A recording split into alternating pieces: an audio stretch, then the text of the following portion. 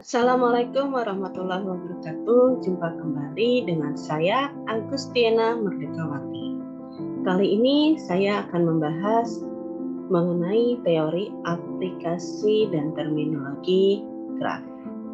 Tetapi sebelum kita lanjut videonya, jangan lupa ya, klik tombol subscribe dan aktifkan lonceng notifikasi.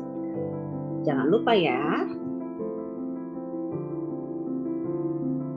Pembahasan kita kali ini mengenai graf, yaitu ada 7 pembahasan, yaitu yang pertama definisi graf, jenis-jenis graf, graf sederhana, graf berdasarkan arah sisi, contoh terapan graf, terminologi graf, dan graf sederhana khusus.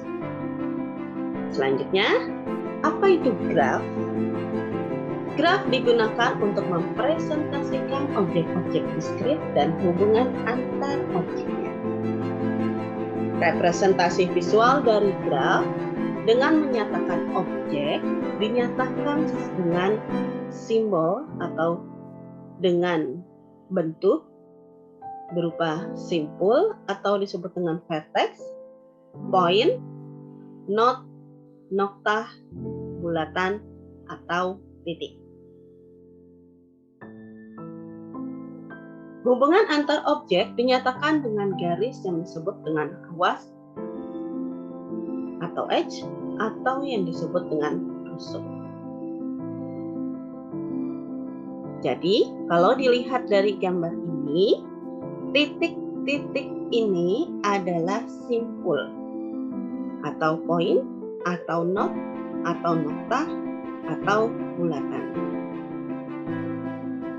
Selanjutnya, titik-titik ini merupakan objek,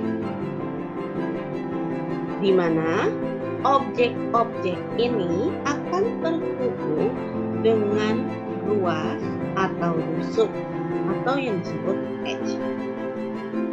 Seperti contoh, E1 ini menghubungkan objek yang satu dengan yang lainnya.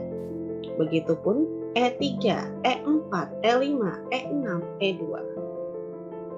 Ini dikatakan sebagai ruas, yaitu penghubung antar objeknya. Selanjutnya, himpunan pada graf itu ada 2, yaitu kita mengenal himpunan V dan himpunan E. Himpunan V menyatakan sebuah simpul atau poin atau titik atau not. Sedangkan himpunan E untuk menyatakan ruas atau rusuk atau sisi. Jadi, kalau ditulis untuk pernyataan graf yaitu G dalam kurung E, V. E ini adalah banyaknya ruas dan V ini adalah banyaknya simpul. Jadi, maksudnya digambarkan graf G dengan jumlah ruas sebanyak E dan jumlah simpul sebanyak V.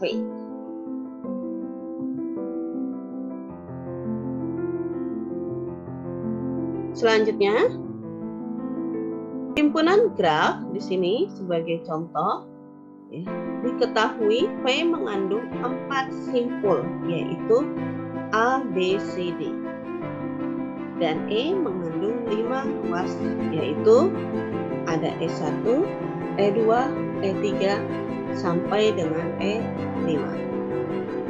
E1 menghubungkan dari simpul A ke B. E2 menghubungkan dari simpul B ke C. E3 menghubungkan dari simpul A ke D.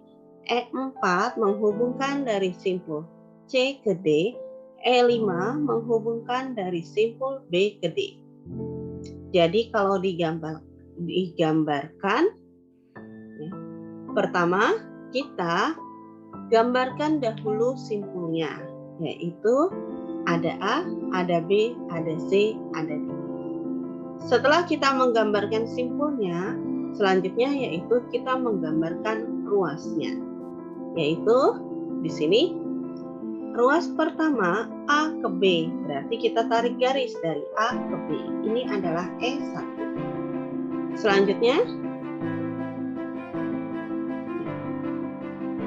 kita menghubungkan dari B ke C, berarti kita tarik garis dari B ke C. Jadi ini E2. Selanjutnya yang E3, yaitu menghubungkan dari A ke D. A ke D. Ini E3. Yang keempat, yaitu C ke D. Berarti kita tarik garis dari C ke D. Dan E5, yaitu B ke D. Berarti kita tarik garis dari B ke D. Ini didapat E5. Jadi gambarnya seperti ini. Untuk penggambarannya itu bebas. Kalian mau letakkan simpulnya bagaimana caranya itu bebas. Tidak harus bentuknya seperti kotak. Selanjutnya, di sini terdapat 3 buah graf, yaitu ada graf sederhana, ganda, dan semu. Ini yang dikatakan graf sederhana, di mana ya setiap simpul terhubung hanya satu garis. Sedangkan yang G2 ini adalah graf ganda, di mana ada suatu simpul yang saling terhubung dengan 2 ruas. Sebagai contoh, di sini simpul 3 ke simpul 4. Ini melalui 2 ruas, yaitu ruas E6 dan ruas E7. Begitupun juga dengan simpul 1 ke simpul 3. Simpul 1 ke simpul 3 itu dilalui dengan 2 ruas, yaitu ruas E3 dan ruas E4. Selanjutnya, G3 ini merupakan graf semu. Graf semu di mana terdapat simpul yang arusnya ke simpulnya sendiri. Contoh ini ada simpul 3 di mana ruasnya itu terhubung atau menuju ke simpul 3. Jadi ini yang dimaksud graf sederhana, ganda, dan semu. Selanjutnya, jenis-jenis graf. Graf dapat dikelompokkan bergantung pada sudut pandang pengelompokannya. Pengelompokan pada graf bisa berdasarkan atas beberapa, yaitu yang pertama, berdasarkan ada atau tidaknya sisi ganda atau sisi kalang. Sisi ganda yaitu yang tadi sebelumnya sudah saya jelaskan pada graf semu, di mana terdapat 2 ruas yang menghubungkan dari simpul 1 ke simpul selanjutnya. Dan sisi kalang ya itu pada graf semu. Jadi maaf, untuk yang sisi ganda itu pada graf ganda, di mana untuk yang sisi ganda terdapat 2 buah ruas yang saling terhubungan antara simpul 1 ke simpul yang lain. Sedangkan sisi kalang itu pada graf semu, di mana sebuah simpul akan terhubung ke simpul itu kembali atau akan terhubung ke dirinya sendiri. Selanjutnya, yang kedua, berdasarkan jumlah simpul, dan yang ketiga, berdasarkan orientasi arah pada sisi. Selanjutnya, berdasarkan ada atau tidaknya gelang atau sisi berganda, graf dibedakan menjadi 2, yaitu graf sederhana dan graf tidak sederhana. Graf sederhana disebut juga dengan simple graph, yaitu yang tidak mengandung gelang ataupun sisi ganda. Sedangkan graf tak sederhana yaitu graf yang mengandung gelang atau sisi ganda. Jadi maksudnya kalau graf sederhana dia tidak punya gelang atau sisi ganda. Seperti yang tadi sebelumnya sudah saya jelaskan. Ya, yang ini merupakan graf sederhana. Selanjutnya, graf tak sederhana yaitu mengandung gelang maupun sisi ganda. Jadi salah satunya bisa mempunyai gelang atau bisa mempunyai sisi ganda. Kalau mempunyai salah satunya, itu disebut dengan graf tak sederhana. Saya ambil contoh, graf ganda ini termasuk graf tak sederhana. Dan graf semu ini juga termasuk graf tak sederhana. Kenapa graf ganda dan graf semu termasuk graf tak sederhana? Karena pada di graf ganda dia mempunyai ruas yang berganda. Jadi dikatakan graf tak sederhana. Begitupun dengan graf semu. Kenapa dikatakan graf semu itu termasuk dalam graf yang tak sederhana? Karena di dalam graf semu terdapat gelang seperti ini. Selanjutnya, graf sederhana terbagi menjadi dua jenis, yaitu graf ganda ya, atau multigraf, dan graf semu atau graf yang mengandung gelang. Selanjutnya, berdasarkan jumlah simpul pada graf terbagi menjadi dua, yaitu graf berhingga dan graf tak berhingga. Graf berhingga yaitu graf yang jumlah n simpulnya berhingga. Berarti graf yang simpulnya graf yang simpulnya bisa kita hitung ada berapa banyak simpulnya. Itu yang dikatakan graf berhingga. Sedangkan graf tak berhingga jika jumlah n simpulnya tak berhingga atau tak terbatas. Jadi graf yang tak berhingga itu di mana graf yang simpulnya tidak bisa kita hitung, ada banyak tak terbatas jumlahnya. Selanjutnya, berdasarkan orientasi arah, graf terbagi menjadi dua, yaitu graf tak berarah dan graf berarah. Graf tak berarah disebut dengan undirected graf, yang artinya yaitu graf yang setiap sisinya tidak mempunyai orientasi arah. Biasanya untuk yang graf tak berarah, dia tidak memiliki ruasnya tanda panah. Jadi graf yang ruasnya tidak ada tanda panah itu merupakan graf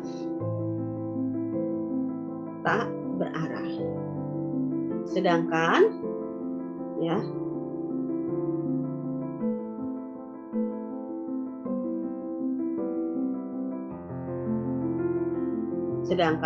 graf yang berarah yaitu graf yang memiliki setiap sisinya atau ruasnya mempunyai arah. Jadi biasanya untuk yang graf berarah, ruasnya itu memiliki tanda panah.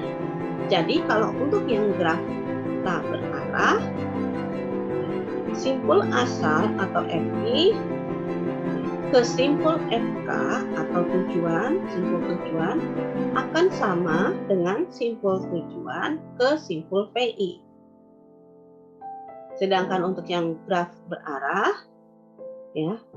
jika simpul VI menuju ke simpul KA atau VK, maka akan tidak sama dengan simpul tujuan ke simpul asalnya.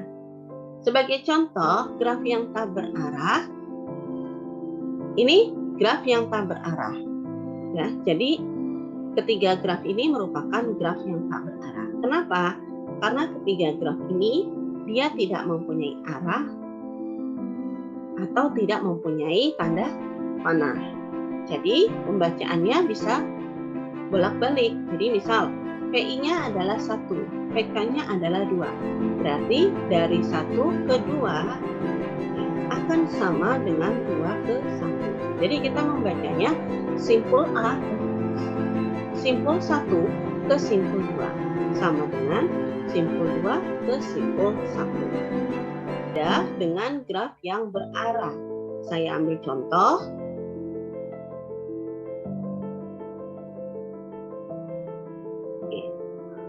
pada graf berarah ini, saya ambil contoh ini, ya. Di sini ada tanda panahnya, ini ada tanda panahnya, ada tanda panahnya, tanda panahnya. Maksudnya apa di sini? Berarti kita menghubungkan sesuai dengan tanda panahnya. Seperti contoh, simpul T0 menuju ke simpul T1 karena arah panahnya ke T1. Seperti itu. Selanjutnya, simpul T1 menuju ke simpul T3. Ini tidak bisa kita bolak-balik bacanya. T1 ke T3, T3 ke T1. Nggak bisa ke T3 ke T1. Karena apa? Arah panahnya hanya T1 ke T3.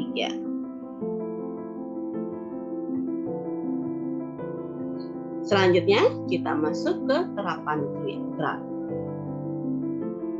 Keterapan graf. Contoh terapan dari graf yaitu pada rangkaian listrik. Ambil contoh seperti ini. Ini ada rangkaian paralel, ya, dengan yang A, C, B, E, D, F. Ini adalah, anggap ini adalah saklarnya. Ya, simpul-simpul ini adalah saklarnya A, B, C. Nah, A, B, C ini adalah simpul. Jadi kalau digambarkan dalam graf bentuknya seperti ini. Jadi bisa kita gunakan pada rangkaian listrik untuk yang graf. Selanjutnya, isomer senyawa kimia karbon ini juga termasuk bentuk graf. Misal di sini untuk CH4 bentuk kimia karbonnya seperti ini. Berarti di sini simpulnya ada 1, 2, 3, 4, 5. Kalau digambarkan bentuknya seperti ini.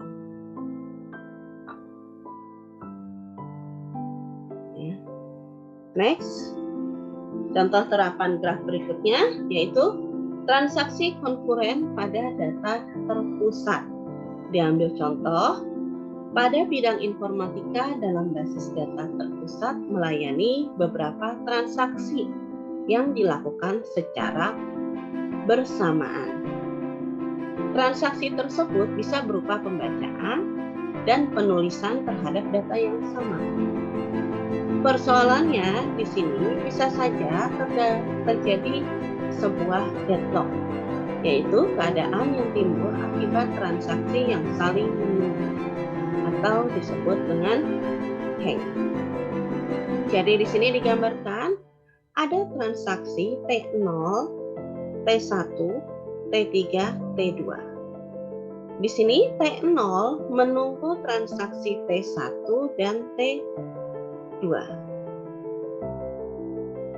Jadi pada saat T0 dia menunggu transaksi T1 dahulu dan T2.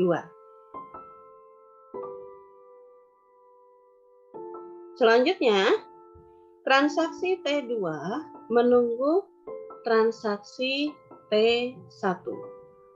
Jadi T2 ini dia ke T1. Selanjutnya T1 ini akan menuju ke T3. Dan selanjutnya T3 ini akan menuju ke T2.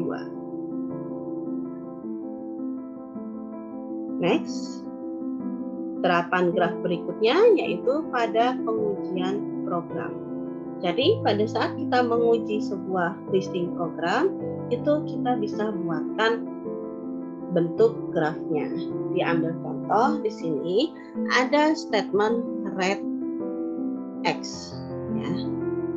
Kita read X di sini berarti simpul 1. Kita baca dahulu. Selanjutnya di sini ada while X tidak sama dengan 99D. Berarti kalau while ini merupakan simbolnya kan percabangan. Berarti dia punya 2 arus. Berarti simbol 2 ini nanti dia punya 2 arus seperti ini. 2 arus ini kemana? Ya, kita tentukan dulu yang if ya, X lebih kecil dari 0. Ini adalah simpul 3, Yang Wheatland ini adalah simpul 4. Selanjutnya yang X titik 2 sama dengan X tambah 10, ini adalah titik simpul 5. Read X ini adalah simpul 6 dan Wheatland ini adalah simpul 7. Nah, sekarang kita lanjut kembali yang simpul 2 ini ya. Yang while ini akan menuju ke mana? Yang pertama adalah ya, jika X lebih kecil dari 0, berarti kan menuju ke simpul 3.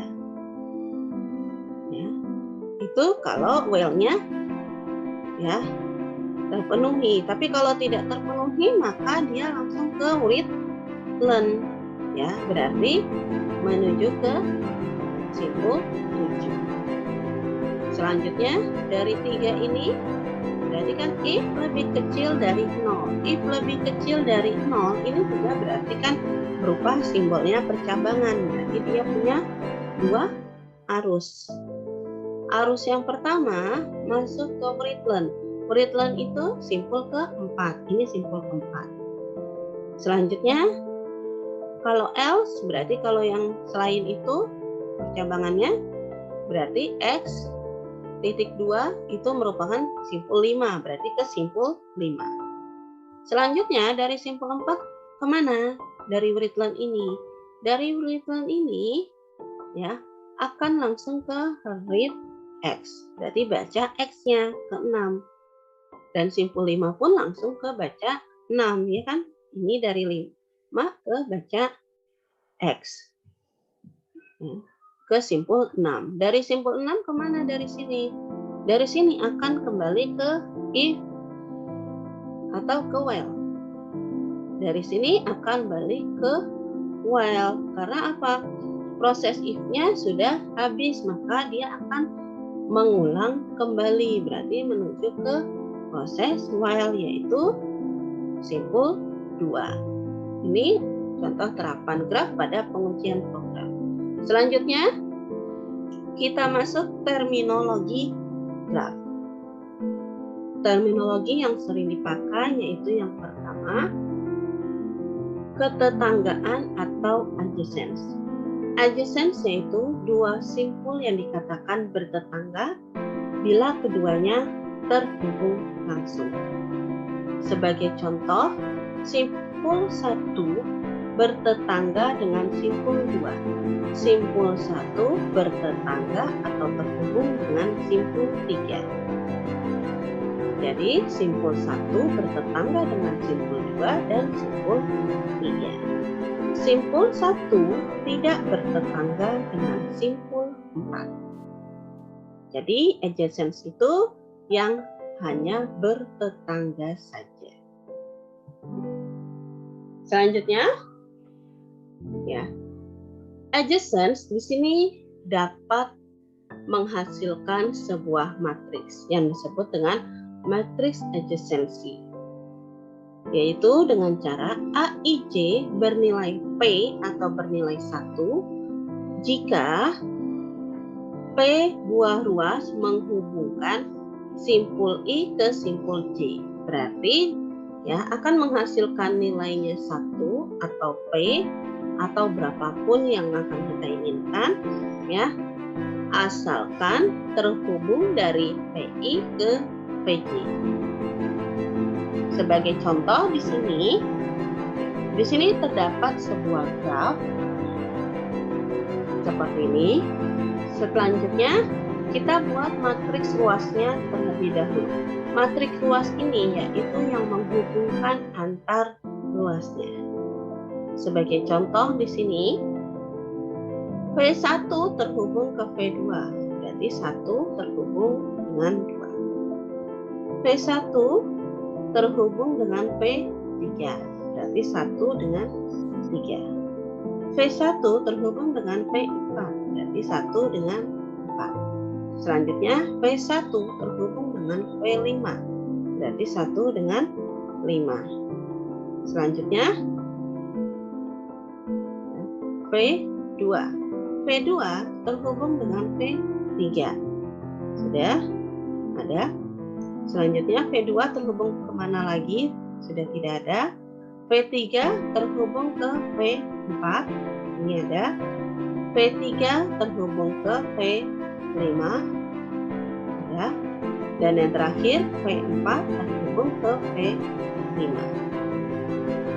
Setelah menjadi matriks luas, baru kita menjadi matriks adjacency. Perhatikan di sini, grafnya adalah graf yang tidak berarah karena tidak memiliki tanda panah.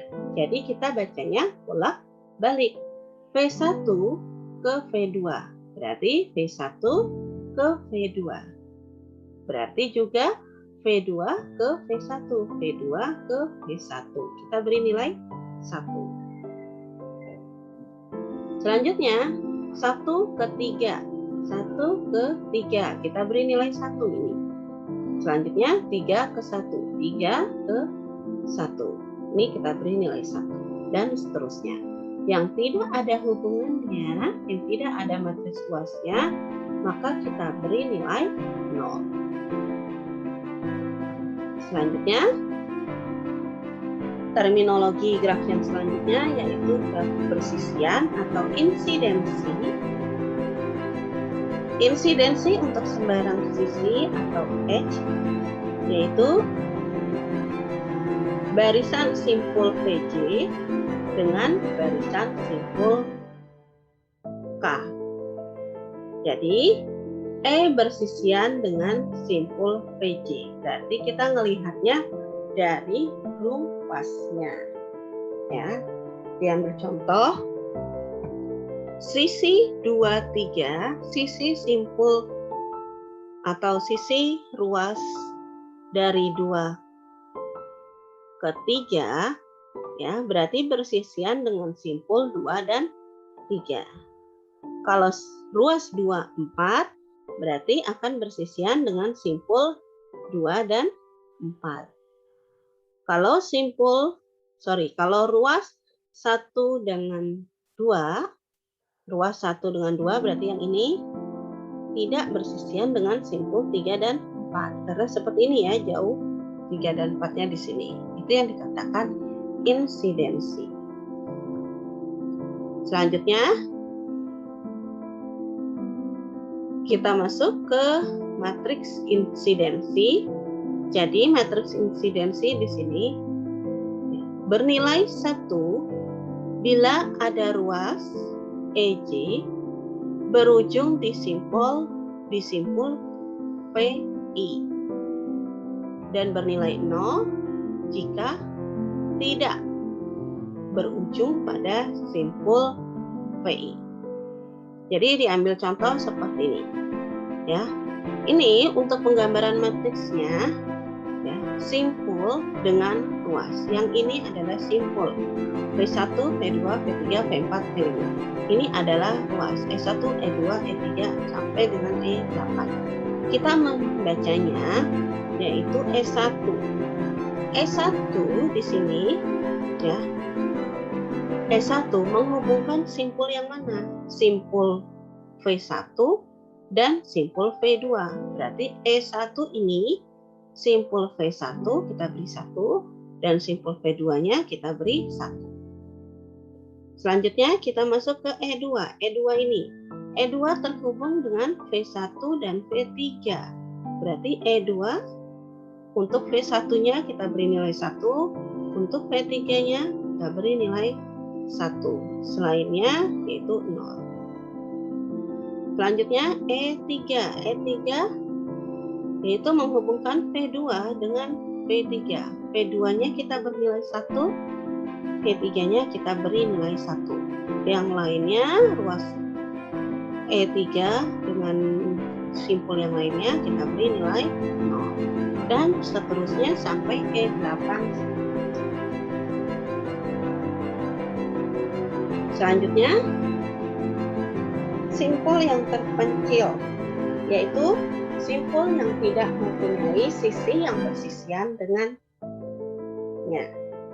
atau tidak satupun bertetangga dengan simpul lainnya. Jadi simpul yang terpencil itu dia yang tidak terhubung dengan eh, yang tidak terhubung dengan simpul lainnya.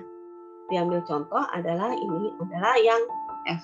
Simpul F ini adalah simpul terpencil karena dia tidak ada hubungan dengan simpul lainnya. Itu yang dikatakan simpul terpencil. Selanjutnya graf kosong, yaitu graf yang menyatakan bahwa V tidak boleh kosong, sedangkan E boleh kosong. Jadi, sebuah graf dimungkinkan tidak mempunyai satu sisi pun, tetapi simpulnya harus ada minimal satu.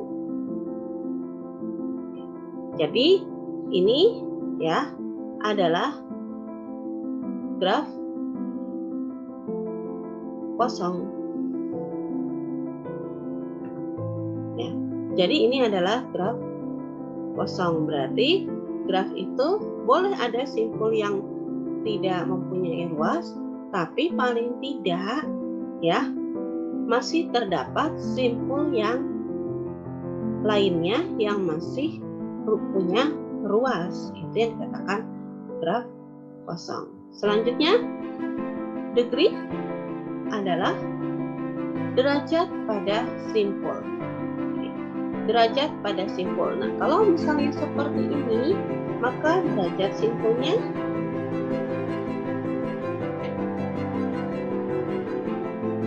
adalah ya ruas yang keluar dari simpul tersebut. Saya ambil contoh di sini simpul A. Simpul A ini punya berapa ruas? Yaitu 2 ruas, yaitu dari A ke B, A ke C. Maka derajat dari simpul A adalah 2. Simpul B ini punya berapa ruas? Ya, ke AB 1, ke BC 2, ke BD 3. Ya. Selanjutnya berarti B ke B. Nah, untuk gelung derajatnya dihitung 2. Berarti kalau tadi 3 tambah 2 dapat 5. Selanjutnya yang D. D punya berapa ruas?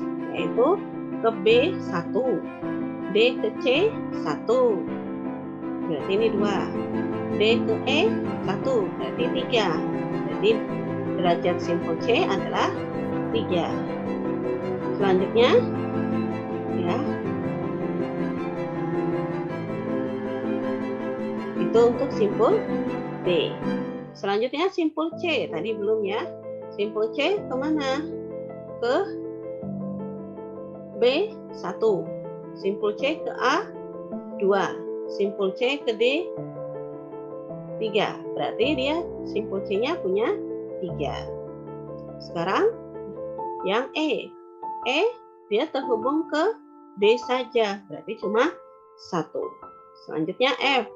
F terhubung ke simpul mana? Tidak punya, berarti bernilai 0. Nah, ini dijumlahkan. Ya, berarti graf ini memiliki berapa derajat? 2 tambah 5, 7. Tambah 3, 10. 10 tambah 4, 14. Berarti berderajat 14. Selanjutnya, kita masuk ke lintasan atau pet. Lintasan adalah rangkaian yang menghubungkan dari simpul awal hingga simpul akhir. Terdapat beberapa macam lintasan, yaitu lintasan sederhana atau simple path, yaitu lintasan dengan semua sisi yang dilalui hanya satu kali. Berarti di sini maksudnya sebuah lintasan yang ruasnya hanya dilalui satu kali saja, tidak boleh 2 kali untuk ruas yang dilalui. Sedangkan lintasan elementer atau elementary path, lintasan dengan semua simpul yang dilalui hanya muncul satu kali, kecuali memungkinkan hanya simpul pertama dan terakhir saja. Berarti elementary path itu simpulnya yang muncul hanya satu kali. Tapi kalau di pertama dan di akhir itu boleh. Yang elementary. Kalau lintasan tertutup ya, lintasan yang awal dan akhir pada simpulnya adalah sama. Jadi misal saya mulai dari simpul A, maka akan kembali ke simpul A lagi. Itu yang dikatakan lintasan tertutup. Selanjutnya, lintasan terbuka yaitu lintasan yang awal dan akhirnya pada simpul yang tidak sama. Sebagai contoh, saya mulai dari simpul ke A, maka nanti berakhirnya ke simpul D. Ya, itu yang dikatakan lintasan terbuka. Selanjutnya, cycle atau sirkuit, lintasan elementer dengan simpul pertama sama dan simpul yang terakhir sama. Jadi yang namanya sirkuit, kalau kita lihat balapan ya, simpul yang dimulai dari simpul yang pertama, misalnya A, namun berakhir juga akan di A. Itu yang dikatakan sirkuit.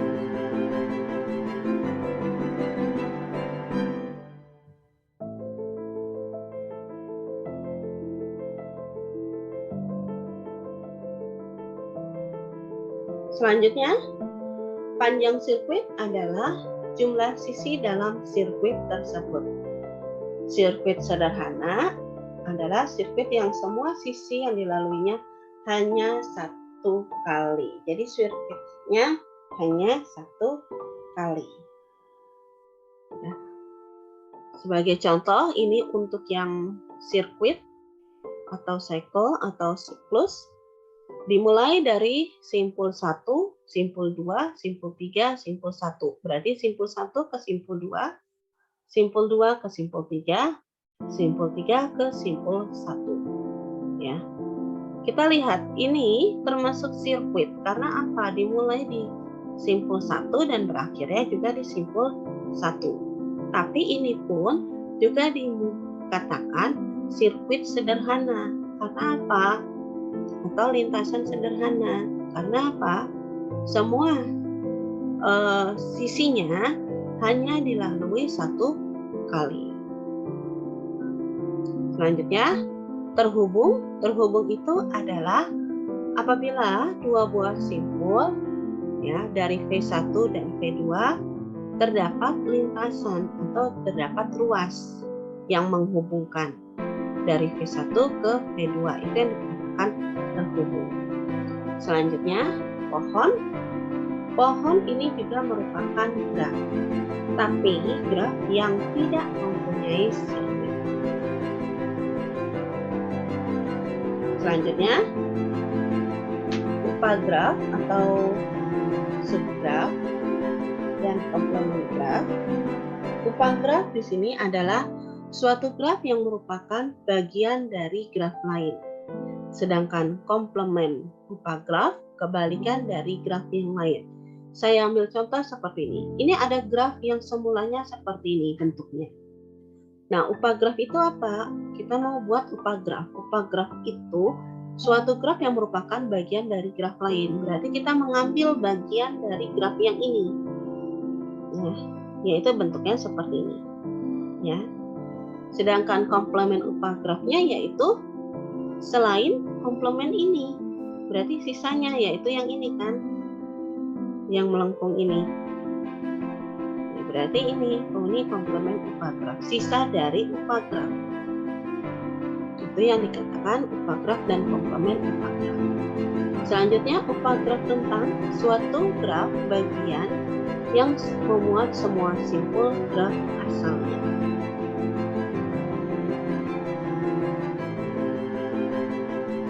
Sebagai contoh ini ya. Ini adalah simpul grafnya. Ada simpul 1, 2, 3, 4, 5. Ini simpul grafnya. Ini adalah ruasnya, bentuknya seperti ini. Ya. Upagraf rentangnya bagaimana? Upagraf rentang kita buatkan simpulnya terlebih dahulu. Caranya 1, 2, 3, 4, 5. Setelah itu kita hubungkan ruasnya. Nah, ruas ini dengan catatan ya, semua simpul ya harus terhubung. Jadi harus ada 1, 2, selanjutnya 4 ya, 5, 3. Jadi semua simpulnya harus ada. Itu untuk yang spanning subgraf atau upagraf rentang. Nah, kalau ini bukan upagraf rentang. Kenapa bukan upagraf rentang? Karena simpul 4 dan simpul 5-nya tidak ada. Ya. Untuk yang spanning subgraf nanti kita bahas lebih lanjut di video selanjutnya ya.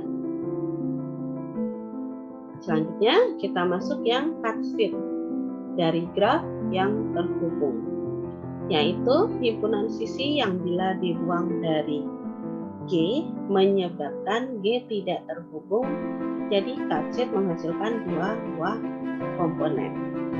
Diambil contoh pada graf 1, 2, 1, 5, 3, 5, 3, 4 adalah cutsheet. Terdapat banyak cutsheet pada sebuah graf terhubung. Berarti 1, 2, 1, 5, 3, 5, 3, 4 ini adalah cutsheet-nya. Ya. Selanjutnya himpunan 1, 2, 2, 5 juga adalah cutsheet. Ya, 1, 2, 2, 5 ini adalah cutsheet juga. Ya. Selanjutnya 1, 3, 1, 5, 1, 2, 1, 3, 1, 5, 1, 2 ini juga cutsheet. Nah, kalau yang bukan cutsheet 1, 2, 2, 5, 4, 5. 1, 2, 2, 5, 4, 5 ini bukan cutsheet sebab himpunan bagiannya 1, 2, 2, 5 adalah cutsheet, tapi 4, 5-nya tidak cutsheet. Karena di sini 4, 5 tidak menghubungkan ke 1, 2. Ya, jadi ini 4, 5-nya bukan cutsheet.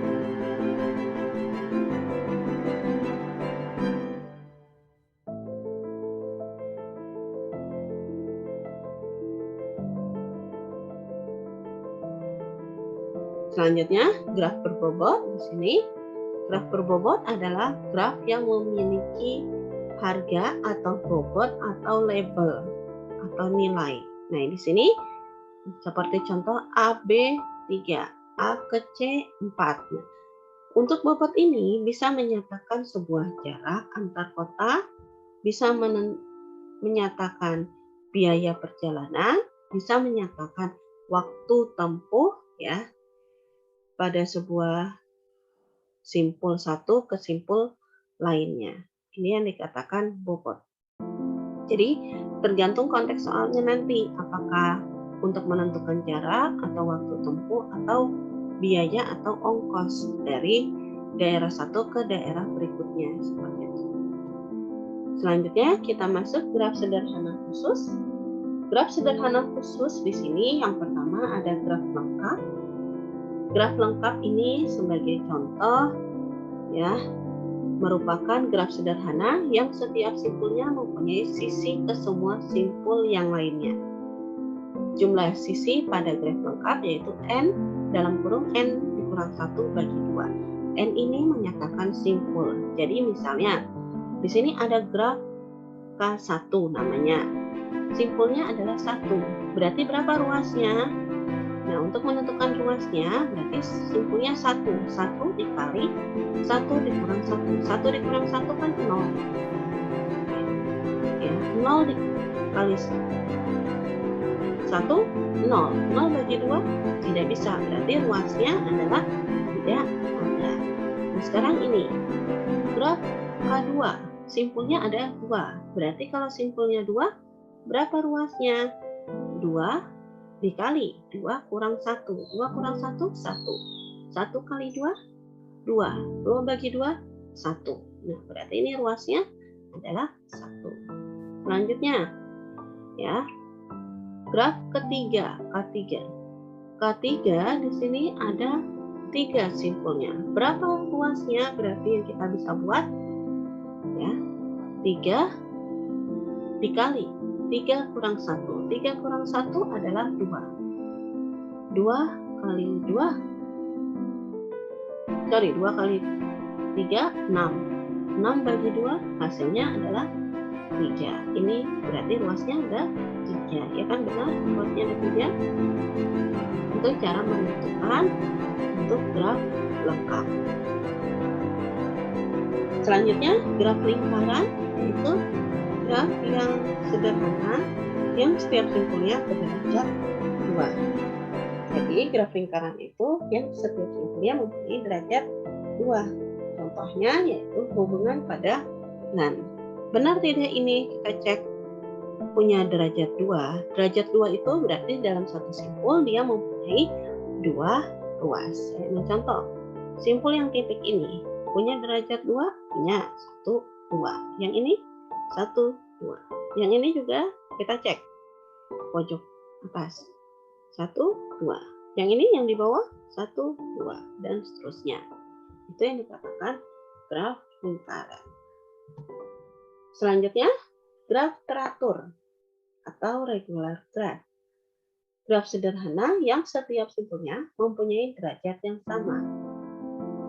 Jumlah sisinya yaitu N R dibagi 2. N itu adalah simpul, R itu adalah derajat. Saya ambil contoh di sini. Ya. Simpulnya ada berapa? 1, 2, 3, 4. Ini simpulnya ada 4.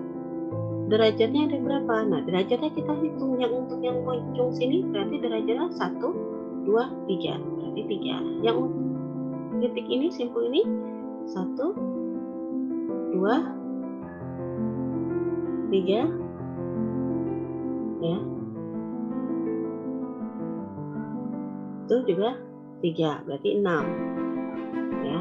Selanjutnya yang ini 1, 2, 3. Juga 3. Berarti 9. Yang ini 1, 2, 3. Berarti 12. Ya. Berarti simpulnya ada 4. 4 kali 12, 48. 48 bagi 2, berarti 24. Berarti jumlah sisinya ada 24. Nah, bagaimana jumlah sisinya ada 24? Yang ini kan dibaca bolak-balik. Misalnya ini A, ini B. Berarti dari A ke B sama dengan B ke A. Seperti itu. Itu yang dikatakan graf regular. Selanjutnya, graf bipartiti, yaitu graf sederhana yang simpulnya dapat dipisahkan menjadi dua himpunan bagian, P1 dan P2, sehingga setiap sisi pada G menghubungkan simpul di P1 ke sebuah simpul di P2. Ini contohnya, ya, ini ada P1, ada P2, di mana di sini ya, kita tarik P1 ke P2, P1 ke P2. Jadi gambarannya untuk graf bipartiti itu pada sebuah diagram pen. Jadi diagram pen ini ya, arah-arah ini dapat membentuk sebuah graf. Oke, pembahasan kita mengenai terminologi graf sudah selesai. Terima kasih telah menyaksikan video saya. Kalau memang dirasa video saya ini bermanfaat bagi kalian, jangan lupa ya, klik tombol subscribe, share, like, dan komennya di channel Agustiana Merdeka Wati. Ojo lali, terima kasih.